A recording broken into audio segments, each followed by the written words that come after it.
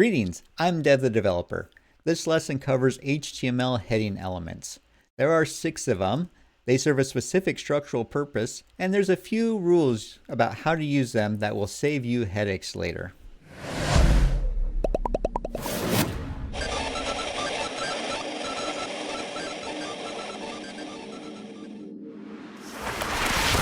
HTML gives you 6 heading elements, H1 through H6. They represent 6 levels of hierarchy, with H1 at the top and H6 at the bottom. By default, browsers render headings in decreasing size as you go down the levels. But that is not why you choose a heading level. You choose based on structure, not appearance. CSS handles the appearance.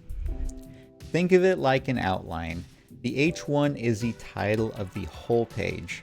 H2 headings are major sections within it. H3 headings are subsections within those sections, and so on down the line. In practice, most pages only need 2 or 3 levels. H5 and 6 exist, but they are relatively rare. If you find yourself reaching for H5, it is worth asking whether the content structure actually needs that much depth, or whether you are organizing things more granularly than really necessary. A few rules about heading usage. Use H1 once per page. It marks the primary topic of the page. Search engines treat it as a signal about what the page is about. Screen readers use it as a landmark. Using it multiple times dilutes both. Do not skip heading levels. If your last heading was an H2, the next level down is H3, not H4. Skipping levels breaks down the outline structure. Tools that generate a table of contents from headings and screen readers navigating by heading level both depend on that sequence being intact.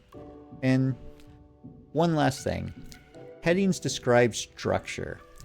They should tell the reader what the following content is about. A heading that is vague or that is chosen because it makes text larger, it's not doing its job. If you want larger text for visual reasons, that is what CSS is for. 6 levels, 1 H1 tag per page, and no skipping.